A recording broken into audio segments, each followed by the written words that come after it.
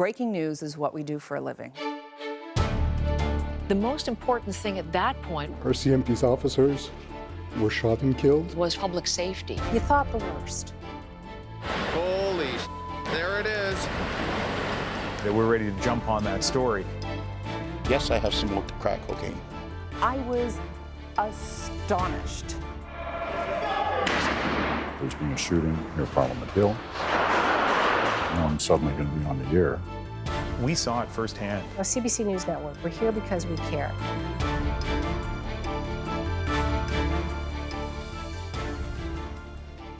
Hello, I'm Diana Swain. You're watching CBC News Network. 25 years ago, we went live on the air for the first time as CBC News World. This is the first broadcast of Canada's first news and information network. From Glasnost to Meech Lake, from abortion to the Salman Rushdie issue, there are fundamental questions about our families, our community, our nation, our world. When you need to know, come to CBC News World. We'll be your eyes on Canada. Up red. Sound and fall for We're there. The idea then, when the big stories happen, we're there for you. And that hasn't changed. After a quarter century of bringing you breaking news and the stories that matter, we're taking a look back. Every day on this network, we guide you through unpredictable and sometimes shocking stories here at home and around the world. Over the next hour, we'll take you behind the scenes. We'll show you how we put it all together and let you in on the impact that those stories often have on those who cover them. Heather Hiscox was on the air the morning that we and all Canadians learned of the death of Jack Layton, just months after leading the New Democratic Party to official opposition status. Hi. Our movement is going to grow to a point where Canadian politics will be fundamentally changed because of your work. Like my dad, I'm a fighter, and I'm going to beat this.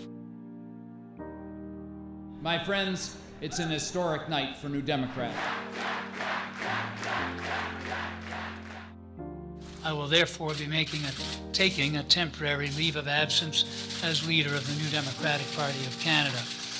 And I'm going to fight this cancer now so that I can be back to fight for families when Parliament resumes. The morning of his death, August 22nd, 2011. By that time, Canadians had seen that news conference, that shocking news conference when he was obviously so very ill. And in my capacity, you have to be ready in case something could happen on your watch. So as I always do, I was prepared. I got a call about 5 in the morning from a friend of mine who is close to the Layton family, who warned me that things were very, very close. They didn't say anything to anybody because that kind of news can travel so fast that sometimes it gets ahead of when it should be on the air. What was also going on was the NATO mission in Libya. The rebels now control large areas of the capital. I was just about to do an interview with our reporter who was covering that. And out of the corner of my eye, I caught sight of a figure of a man, the silhouette of a man. I thought it was our foreign affairs expert who was very eager to get on set with me. I got the call that, in fact, he'd passed and it was okay to say something on the air. So I went straight to the studio. And as the figure emerged from the shadows, okay, just hold on for just one quick second. Our chief correspondent, Peter Mansbridge. Yeah, I'm joining sorry, me right Heather. here. I got to, we've got some difficult news to tell viewers. While we're watching these pictures from Tripoli, obviously there's an incredible story going on there. But there is a major story about to break in this country. And sadly, it's about Jack Layton. He went on to say, to announce to Canadians that Jack Layton had passed away about 4 hours previously. So he broke the news to Canadians in that way.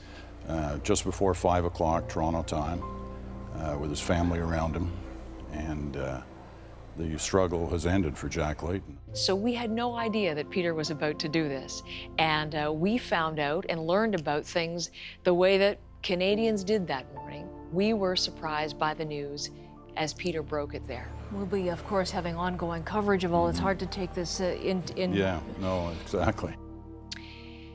The death of Jack Layton was probably the greatest test of my on-air professionalism of my entire career. My initial reaction was what other Canadians were feeling. You have this millisecond of shock, sadness at the loss of this, you know, incredibly energetic, vibrant personality. I have to say I am as optimistic as when I started out my life in politics. And that is, for so many, will be the unfair stroke of it all. The greatest political heights at a time of personal battle. He and his family were going through very difficult times. You know, he campaigned like a champion. Peter was there as we worked through this together, and you have a moment to absorb it as a person, but then this immediate transition into the professional role and what you're obliged to do to share the story with Canadians, and then to gather the reaction from people who are also learning the news. This street fighter lost the big fight. He gave his life for this country. We often at this network have to bring Canadians bad news. And what's important, I think, is to be tonally correct, tonally appropriate. And by that I mean, it was a bad news story. It was a family loss. It was a loss for people who supported him politically, who followed him politically. There was tremendous sadness at this. In the death of Jack Layton, my job isn't to impart the emotion. It was for the people who are receiving this news to experience the emotion as they were feeling it. My job was to bring them the story of what we knew. Sometimes from the most devastating stories comes the most inspirational moments. Malala Yousafzai was the victim of a shocking act of violence. She was shot in the head by a Taliban gunman in 2012 for demanding that girls be allowed to receive an education. Inside of a year, she was walking, talking, and inspiring at the United Nations in an impassioned speech for education rights. It was her 16th birthday, and our Suhana Meharchand was on the air when CBC News Network carried that speech live. I want to get my education and I want to become a doctor. Widely respected for her work to promote girls going to school, has been shot. Calmly walked up to her, shot her point blank in the head. Commentators in Pakistan are calling this an unprecedented response. If she survives, which looks likely, she will remain on the hit list. Those pictures that we've seen today of Malala leaving the hospital are truly amazing. It was, after all, only 3 months ago that she was shot. I'm living my life, the old life. I'm going to school. The story of Malala is Malala the miracle, Malala the student who became the teacher, Malala who gave us all the strength to realize our own strength. They thought that the bullet would silence us, but they failed. Watching a 16-year-old on her birthday addressing the Youth Assembly at the United Nations filled me with incredible awe. And my dear brothers and sisters, Assalamu alaikum. Giving us a sense that one person can affect change. And when she told us, the terrorists thought that they would change my aims and stop my ambitions. But nothing changed in my life except this. Weakness, fear, and hopelessness died. Strength, power, and courage was born. I felt that inside of me. I felt an incredible inspiration was born, that we have a power to affect change. When she humbly thanked her parents for giving her the ability to forgive, I thought, how proud must her mother and father be to have raised a daughter who is not angry, who is not looking for recrimination, but who is forgiving those who created incredible turmoil and chaos in her life. So there's a lot of emotion in this story. I think for any parent watching Malala address the world with her humility, yet her courage and her passion, I felt the emotion of a mother with 2 daughters of my own. I felt the emotion of a journalist seeing something that was making history. Today, it is an honor for me to be speaking again after a long time. What did she say? She said something great. Let me just find it. Let us empower ourselves with the weapon of knowledge, and let us shield ourselves with unity and togetherness.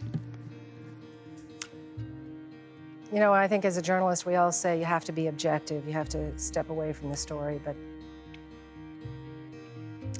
I've always said when I stop caring about a story, I'll do something else. I cared about Malala's story. And you bring that to the studio, and hopefully you bring that to viewers because they're feeling the same things at home. One child, one teacher, one book, and one pen can change the world. We covered Malala when she was shot, and the world went, oh. We covered Malala when she addressed the United Nations, and the world went, oh. And we covered Malala when she won the Nobel Peace Prize, and the world went, you know, way to go. This award is for all those children who are voiceless, whose voices need to be heard. That totally blew my socks off. And I thought that was truly Malala the miracle. Watching that story from beginning to end, Malala Yousafzai has made a remarkable recovery after being shot in the head. She's a kid standing on a riser in front of a mic at the United Nations, addressing people around the world. A very humble Malala saying she really doesn't believe she deserves to win the Nobel Peace Prize, but she is so honored. It was fitting, and it was great that we covered it live. And I was there for all of it. It was wonderful.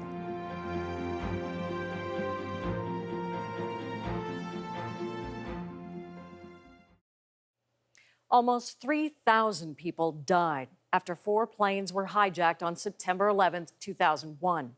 Still ahead, Carole MacNeil remembers what it was like covering one of the biggest stories of the past 25 years. The news of this scope is so shocking that you want to stop yourself and absorb what's going on. You want to stop and look and think. But of course, we had to cover it.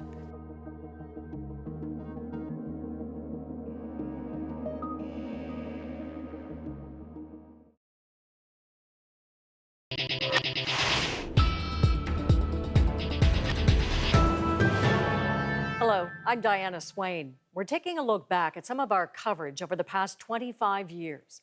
On September 11, 2001, 19 men hijacked 4 fuel-loaded commercial airliners. They killed 2,977 people in New York City, Washington, D.C., and outside of Shanksville, Pennsylvania, in the worst terrorist attack in U.S. history. But that number could have been even higher. Passengers aboard Flight 93 fought back, forcing the plane to crash near Shanksville, many kilometers away from what was believed to have been the intended target. Carole MacNeil was there to tell the story. And then I saw the jet nosedive, probably about a 70-degree angle maybe, into the field over here. A huge fireball, probably 100 feet above the trees from where I was looking. Went into the sky, and then followed by smoke, of course, and then at the same time was shaking my house. It appears to be in a field, we're told in Somerset County. Why do they hate us so much to do such a terrible thing? You can't see too much from those pictures other than a massive hole in the ground. I couldn't imagine it happening this close. But we're in the United States. We think we're, free from all this, but we're not. We drove down. We drove from Toronto to Shanksville, Pennsylvania, a cornfield, and it was like driving through a ghost town.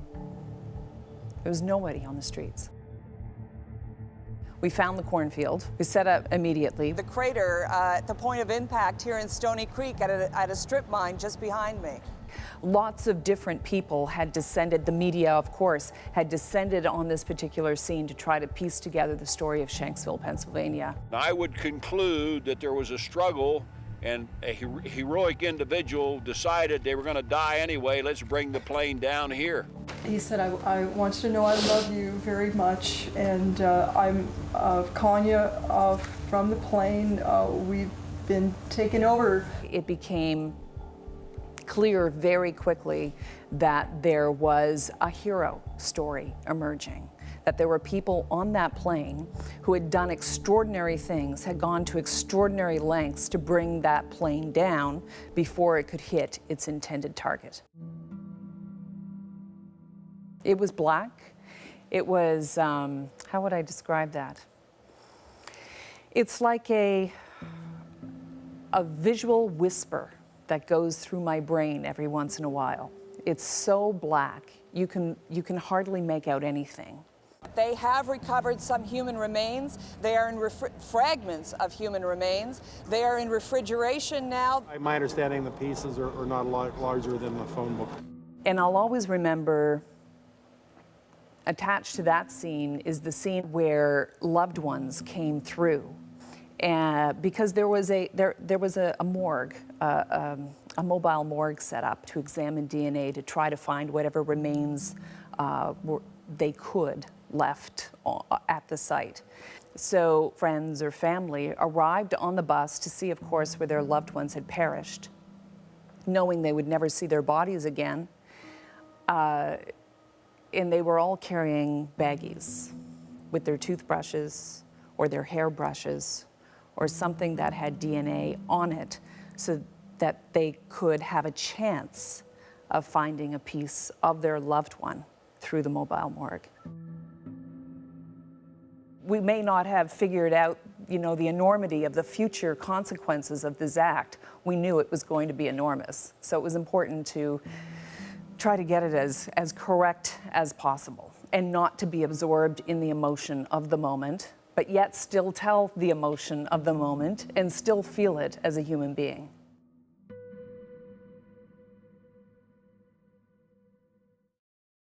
It's people who make a story, those at the very heart of the news, living through the chaos that many around the world see on television or online.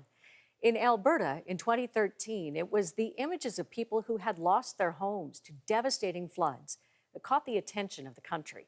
More than 100,000 people were displaced. Ian Hanomansing was there as the water continued to rise. Holy, there it is. If you have seen it, you know what I'm talking about. The Bow River looks like an ocean at the moment. A dramatic situation is continuing to unfold tonight. Walls of water just came down. It's a lost cause. Basements are all filling up. It's hard to imagine just exactly how much more serious this situation is going to get. We were very aware at that moment of what we were doing here was really important to the people who were watching it in Calgary. That for a lot of people there, they needed basic information about where they could or couldn't go, what the state was in terms of flooding, what was to come, what the authorities were doing. I flew in on the Friday morning, and as we were approaching the Calgary airport, a lot of people on board obviously were from Calgary, knew Calgary, they were looking out the window, and I heard this gasp and then silence, this collective gasp. They could tell instantly by glancing outside just how bad the flooding was. We got into our rental car, it was raining, we drove down towards downtown. The flood actually engulfed the CBC just off Memorial Drive. Our colleagues at CBC Calgary had set up a broadcast location. When you look at downtown Calgary on a Friday night and you see that much darkness, Christina, that must strike you as so strange. It is bizarre. And believe me, on stories like this, it's not a studio. Thanks a lot, guys, for coming in. There was a camera, there were some lights, and that's about it. Sometimes people wonder why they see programs on location, why go there? Is it a matter of theater? To me, it's mind-boggling. Only by being there did we get a sense of what was happening in the city in a way that you don't get it when you're sitting back here. It looks like an ocean, and I have seen things that catch in my throat in terms of the water and what has happened. But I'll tell you what else I've seen. I've seen police officers in the 20th hour of their shift treating the public with unbelievable professionalism and respect and compassion. I've seen guys last night at 3:30 in the morning who call themselves laborers, who have been working for 18 hours pumping the water out of one of our dams by hand. We became a place that night, as we did our live broadcast that night, where people came to tell their stories. Obviously to our viewers in Alberta, but equally obviously to viewers across the country. I don't think it's really set in for everyone how much damage there really is. I think people thought Calgary was exempt from this kind of natural disaster. This is extraordinary for us. We're going to get through it, but we aren't through it yet. It was an interesting feeling to be there. It was June 21st, should have been, was technically the longest day of the year in terms of the solstice, felt like the longest day of the year. I know you've heard the word resilience attached to Calgary. And it might sound from afar as a bit of a cliche. It wasn't. It was the perfect description. This is a city that has this entrepreneurial culture of just doing stuff, getting things done, setting a goal and achieving it. And it could sound like just the Chamber of Commerce's slogan. We saw it firsthand. I mean, people decided that they were going to clean up their city. And of course, as we know, the Calgary Stampede ended up becoming the symbol of that. And we will be hosting the greatest outdoor show on earth, come hell or high water.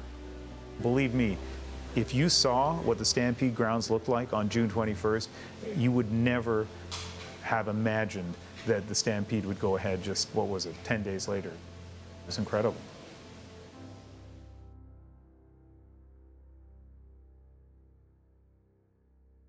Still ahead, Heather Hiscox recalls her initial reaction as she arrived in a city in lockdown. Every store had a sign, a message of condolence for the RCMP. Downtown was, as described, a ghost town. But I went out of the hotel and I walked down the streets to get a feel for what it was like in this normally bustling downtown.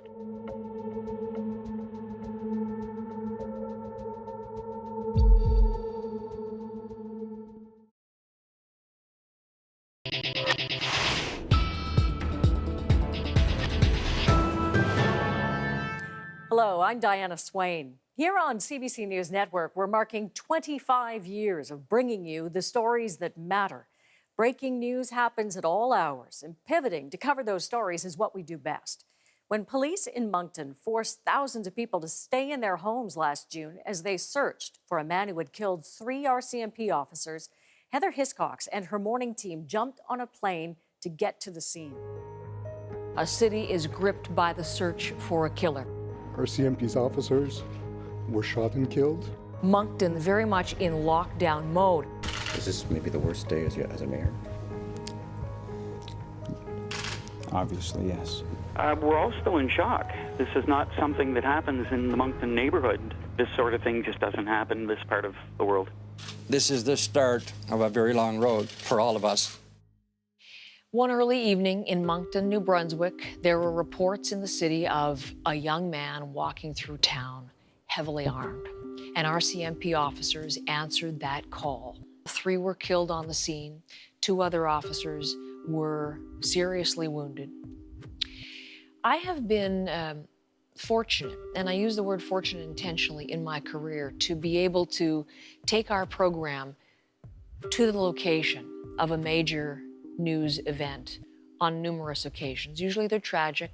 We make the decision to go in those cases for a variety of reasons. I'm Heather Hiscox, live this morning in Moncton. It's a story of significance. The end, though, to a 30-hour manhunt just after 12 midnight this morning. We went to the police station to see. It's important to signal Canadians that this is something that is worth our sending all of our resources there to bring you as many details as we can. Life has changed here in Moncton with the deaths of these 3 officers. Absolutely. There's been, I think, a fair amount of innocence lost in this event. We arrived in Moncton in the late evening.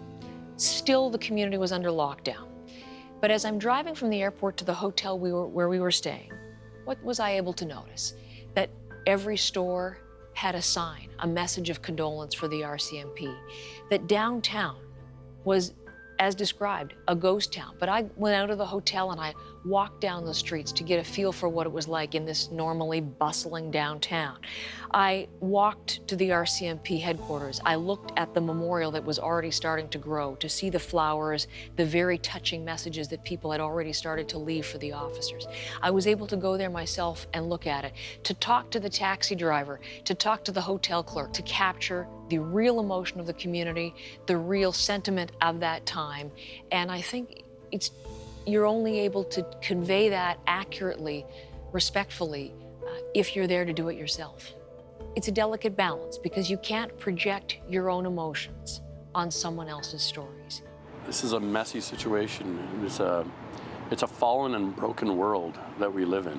What I always try to tell myself is I want to be true to their emotions. So I want to let them tell me the story of their loss, how they're feeling. We will get through this, but I think we will always have a loss from this. Mayor LeBlanc, thank you for joining me here this morning. After Moncton, weeks after the fact, I got the most wonderful note from the mayor, who said this: Heather, I want to express my appreciation to you and your team for the compassionate manner in which you reported on the tragic events here in Moncton. It made it just a little easier for the people of Moncton. Well, I will keep that forever because it's exactly what I was trying to do, to capture it, to reflect it to the rest of the country who needed to know about this story, but to do it in a respectful and that he should say compassionate manner. That made me proud, and I was happy to have done my work there in that way.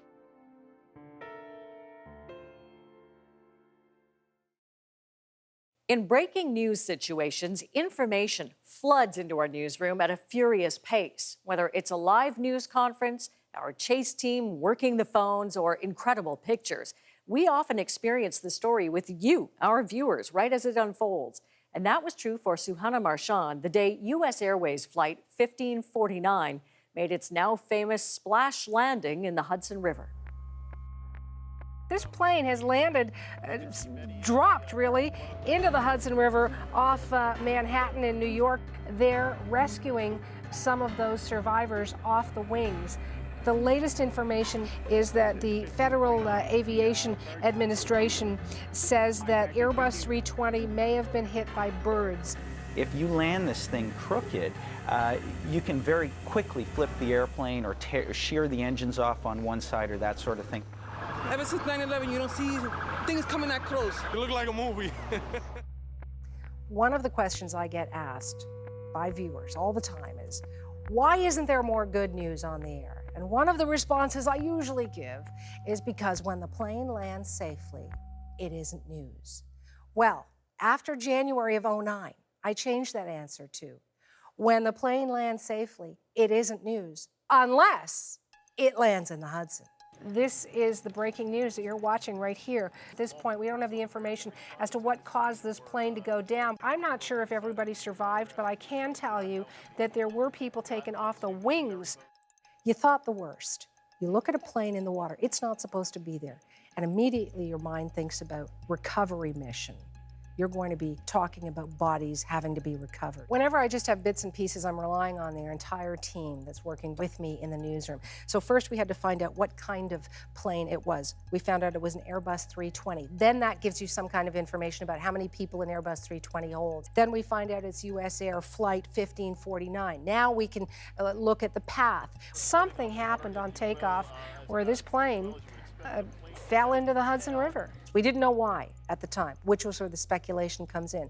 You don't want to fearmonger, though. We're getting some information from the FBI, which says there is no information that this New York plane crash was an act of terrorism. We're hearing from the FAA, which is the Federal Aviation Authority, that is investigating a possible bird strike.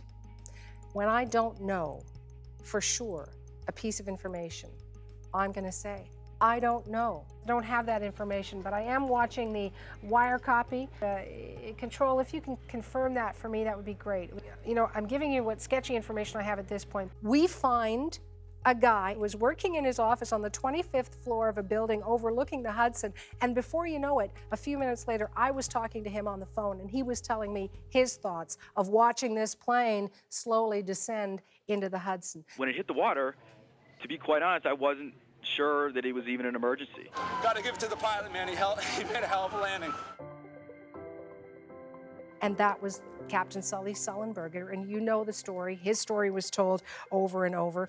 Much of this, since the last 3 weeks began, have been about one person, and I want to correct the record right now. This was a crew effort. I just want to leave you with this last piece of news, and this will make your day. All the passengers on that plane we're hearing have been removed safely. It is such a relief when there is no tragedy. I think these stories give us the ability to appreciate the moment. That's a great lesson. That's a great story. Still ahead, Toronto Mayor Rob Ford's admission that he smoked crack cocaine made international headlines and shocked a city, the country, and Carole MacNeil. I mean, the story got stinkier and stinkier, and while the rest of the world was laughing, a lot of people in the city of Toronto, in the province of Ontario, indeed across Canada, weren't laughing all that hard.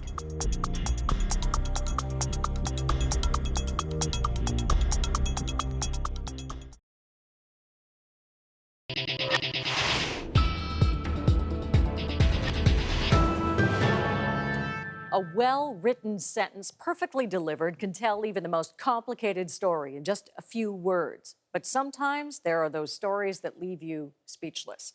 Carole MacNeil was on the air the day then Toronto Mayor Rob Ford admitted to smoking crack cocaine.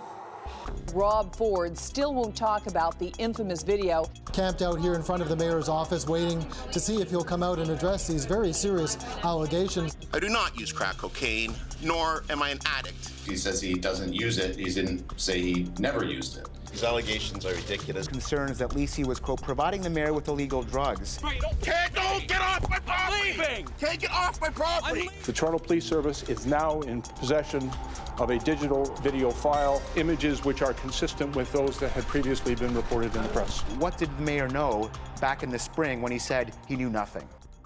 I'll never forget it. You want to talk about it? November 5th, 2013, the mayor comes out, addresses the media, which is encircled around him, picks one reporter out of the melee and says, You asked me a question back in May. and the reporter is scrambling. Can you explain the video? You asked me a couple questions, and what were those questions? What question could it be, you know? Finally, he lands on it. Do you smoke crack cocaine? Exactly. Yes, I have smoked crack cocaine. But no, do I? Am I an addict? No. You can tell they don't know what to do with this. The reporter says, why didn't you answer truthfully before? So I wasn't lying. You didn't ask the correct questions. No, I'm not an addict. And no, I do not do drugs. I made mistakes in the past. I was astonished. Mayor of Toronto admitting he has smoked crack cocaine.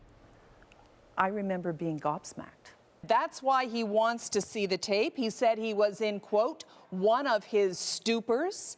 And then all of the sideshow stories. Videotape. One of the people who appeared in the picture with him, Anthony Smith, subsequently ends up dead, shot to death on the streets of Toronto.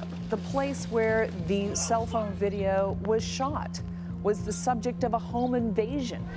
The mayor's part-time driver. What's your relationship with the mayor? Is he your friend?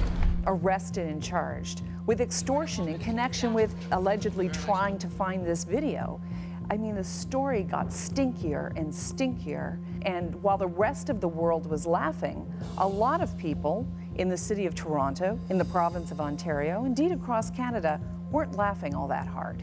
He is temporarily an international sensation. In the case of Rob Ford, what was so extraordinary was that he refused to step down and he refused to be embarrassed by it. And moves from members of council, both at large and his executive, to isolate and strip him of powers. You're absolutely telling everybody that voted in the last municipal election that their vote does not count. So that was our role as a journalist, is to take all of it into consideration and to play it back for people and to get people to think hard. Well, how do you avoid this kind of situation again in the future? And you know what? The City of Toronto, the province of Ontario, they're still scratching their head over that one. Done with alcohol. Finished. You'll never drink again. Finished. You know, I've had a come to Jesus moment, if you want to call it that. I'm trying to find the exact right word to describe the moment and subsequent moments of covering Rob Ford. Frustrating? Contradictory? Inconsistent? Sad? Any number of negative adjectives could apply to that story.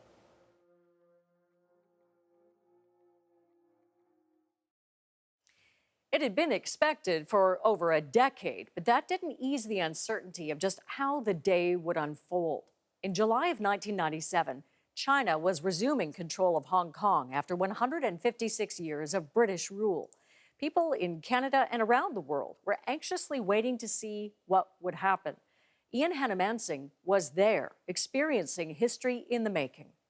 What will life be like here after July the 1st? Is Beijing going to crack down? No, not at all. We're Chinese and we're back to our homeland. You English go home, we don't want you. But on July the 1st, all the members of the Legislative Council will be dismissed, replaced by the members of a provisional legislature who have been appointed by Beijing. Chinese government are going to do, you can never guess. I don't think it's helpful for the people of Hong Kong to speculate. In a few moments, the United Kingdom's responsibilities will pass to the People's Republic of China. We shall not forget you, and we shall watch with the closest interest as you embark on this new era of your remarkable history. It's a privilege, and one I haven't had before, and I probably will never have again, working on a story where you wake up in a British colony, you go back to the same hotel room at the end of the night, and it's a special administrative region of China. The Union flag and the Hong Kong flag will now be lowered. The moment that has been talked about so much and anticipated so long here in Hong Kong, the handover from British to Chinese rule. There was definitely tension. There were definitely two views of this handover. Would it be good? Would it not be good? Would democratic principles be respected by Beijing, or did it even matter? You lost in the last elections. I won. Despite what Mr. Martin Lee has said, there is democracy within the provisional legislature. They have democracy inside this provisional legislature, but the provisional legislature people were never democratically elected. It's really getting to be a joke, except I'm not laughing. A lot of people didn't know how things would be after July 1st, 1997. I don't think you can have one nation, two systems. It just doesn't make sense to me. When there is a good system, even evil men cannot do evil. But when there is no good system, even good men cannot do good, but may be forced to do evil. There's a question that comes up a lot in newsrooms. It can sound trite sometimes, but you know what? It's an important one, and that is, how does this matter to me? And that's a challenge sometimes with international stories, particularly with international political stories. And let's face it, the handover of Hong Kong was a political story. The sun set here at around 7:30 in the evening Hong Kong time, and the sun sets on the British Empire here in Hong Kong in just over half an hour. But we had a ready-made Canadian storyline there. Our relationship between Hong Kong and Canada is a very special one, not only in terms of trade, finance, culture, but particularly in terms of people. There were a lot of Hong Kong people, as they're described in Hong Kong, who came to Canada, lived here for a few years, got their passports, tucked them in their back pocket. Some of them stayed, a lot of them went back, but they knew that if that was their insurance policy, that if things went off the tracks in Hong Kong, they could come back to Canada. I was filled with a little bit of apprehension that there would be some uncertainty in the future. And they suddenly made the distance between Canada and Hong Kong a lot smaller. And you know, the story in Hong Kong is still very much being written, right? In 1997, it was about what might happen, and even in 2014, we don't know. That protest was less about what has gone wrong in Hong Kong and more about concerns about what Beijing might do. And so in a lot of ways, we're not that much further ahead than we were back in 1997.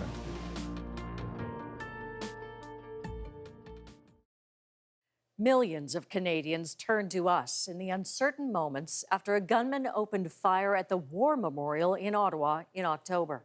Our chief correspondent, Peter Mansbridge, took the country through those troubling first few hours. Still ahead, an inside look at how his day unfolded. He said there's been a shooting near Parliament Hill. There's a soldier down. And I said, I'm on my way.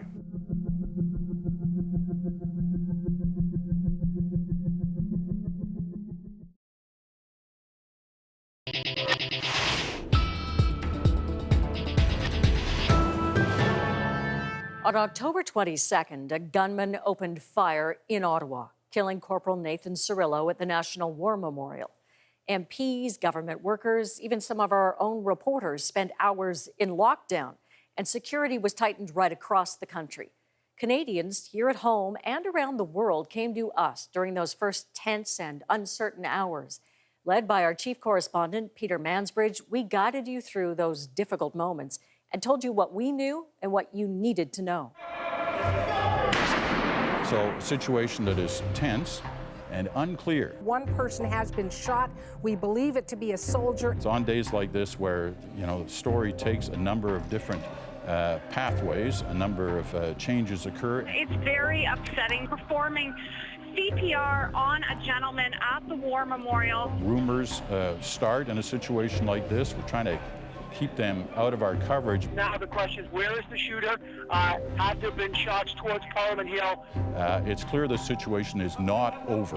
The guards were saying, get out of here, get down, run. Until somebody blows the all clear on this, we will continue to stay on top of it. I was at a breakfast meeting with a kind of source contact of mine, and usually when I'm in those meetings, I turn my phone off. For some reason that day I'd forgotten to turn it off, and it started ringing right around 10 o'clock in the morning. And I looked over and I could see who it was. It was my executive producer, so I leaned over, picked it up. He said, there's been a shooting near Parliament Hill. There's a soldier down. And I said, I'm on my way. This was, remember, less than 48 hours after the situation had occurred in Quebec as well. So I think I was in there into the studio in about 15 minutes. Now, in that 15 minutes, there were a number of things that happened. One, I'm listening to whatever information I can get on what's occurred, because I know I'm suddenly going to be on the air as soon as I walk in that door. I've got our chief correspondent, Peter Mansbridge, here in studio with me. It's a remarkable situation, and it folds into what we've been witnessing over these last couple of days. And two, I reminded myself of what those days can be like. That rumor takes hold, and eyewitnesses see things differently. It was a rifle, like a long-barreled rifle. And he shot. I watched him shoot him, and he ran away. And the man went down, and the other soldier went to his aid. Okay, move out of the way, please. Let's go.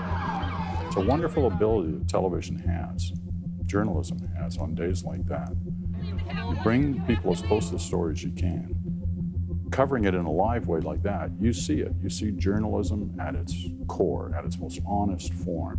And you see the responsibility the journalists take in trying to find out the information properly. It looked like they were trying desperately to revive him at the time. His eyes were closed. He's one of the two soldiers who stands guard here. The shooter left the car, went through the barriers, which you can see just behind him there, as you pointed out, crossed the lawn and entered the center block where obviously he was engaged. And I heard a big crash down the hall. And I thought something had fallen over. I was trying to figure out, okay, because you're a reporter, okay, how do we cover this? Keep your hands all the way down, all the way down. I mean, nobody's perfect on days like that. Mistakes do happen. But if you set it up to understand that this is a difficult story to cover, there are going to be things that perhaps turn out not to be the way they sound like they are right now. So stay with us, and we'll try to tell the story as best we can. Corporal Cirillo was killed today, murdered in cold blood, as he provided a ceremonial honor guard at Canada's National War Memorial. He didn't deserve that. I don't know how someone could have picked him out. It has been a dramatic time in our country, but also in terms of the coverage of this story. It's been challenging. We have been trying to do our best to stay on top of it. And I think that's, in many ways, that's what we were all trying to do that day, no matter where we were. It was an overwhelming story, but our job is one of journalism, and that's what we were trying to do.